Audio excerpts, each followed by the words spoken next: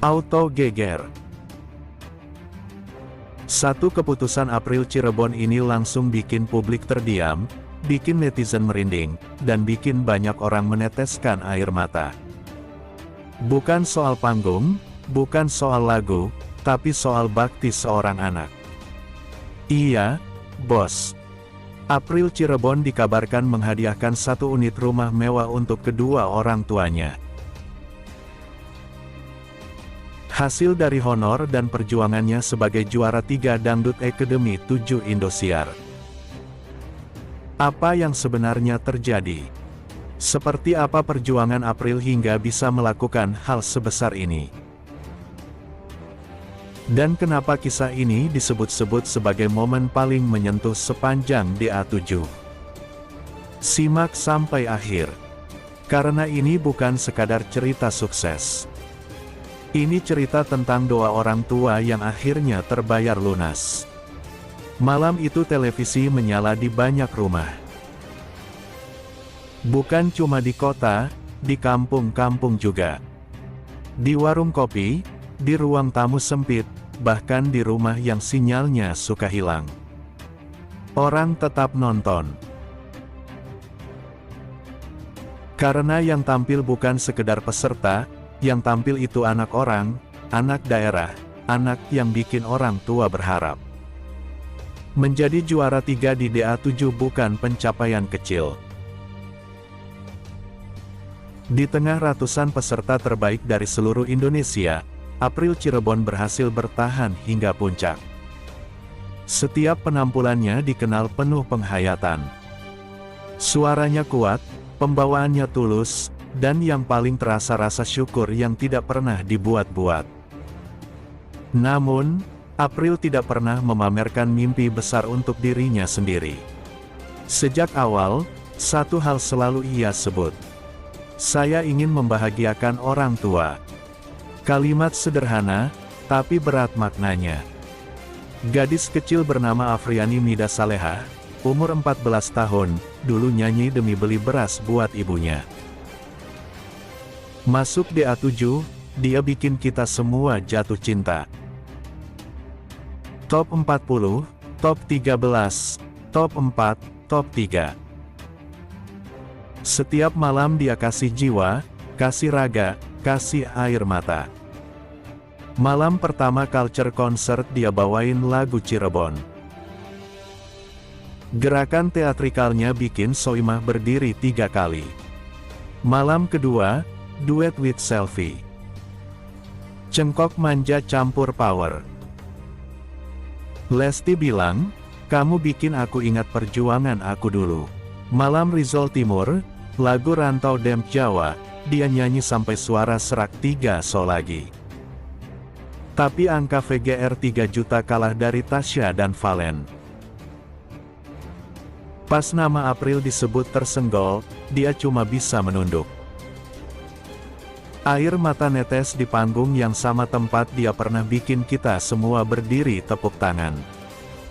Selfie Yama langsung peluk dia erat-erat nangis bareng. Studio hening. Cuma terdengar isak tangis. Malam itu semua orang kaget. Bukar Siwi berdiri. Suaranya gemetar, matanya merah, dan spontan bilang, saya gak bisa diam malam ini. April, kamu bukan juara 3. Kamu juara di hati Indosiar, juara di hati saya, juara di hati jutaan orang yang malam ini nangis bareng kamu. Sistem VG memang aturan. Tapi malam ini hati saya bilang ini salah satu keputusan tersulit yang pernah saya lihat di tanggal 7 April. Pintu Indosiar terbuka lebar buat kamu. Kamu enggak pulang. Kamu baru mulai. Studio langsung tepuk tangan berdiri. April nangis kejar. Selfie Yama peluk Buk Harsiwi. Kamera tangkap Soimah dan Lesti saling pandang. Mata berkaca-kaca. Klip 40 detik itu langsung ditonton 12 juta kali dalam 2 jam. Tak ada yang menyangka bukan juara 1, bukan juara 2, justru juara yang membuat dunia dangdut bergejolak. Malam itu lampu panggung sudah padam. Euforia final mulai mereda dan banyak yang mengira cerita April akan berjalan biasa-biasa saja. Namun siapa sangka kisah sesungguhnya justru dimulai setelah kompetisi berakhir.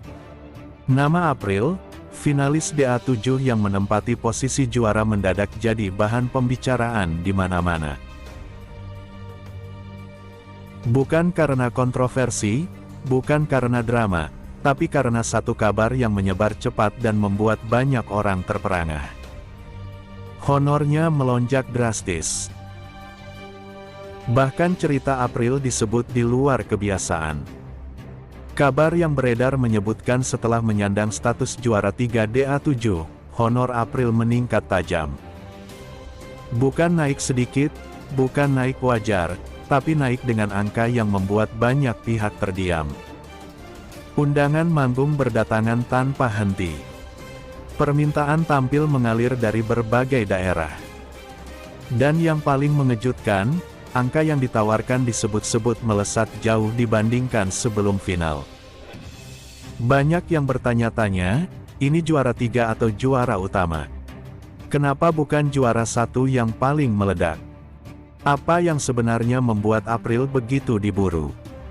Pertanyaan-pertanyaan itu semakin kencang. Bahkan oh my to the god. Oh my god. Cinca ini cantik banget. Auranya berbeda.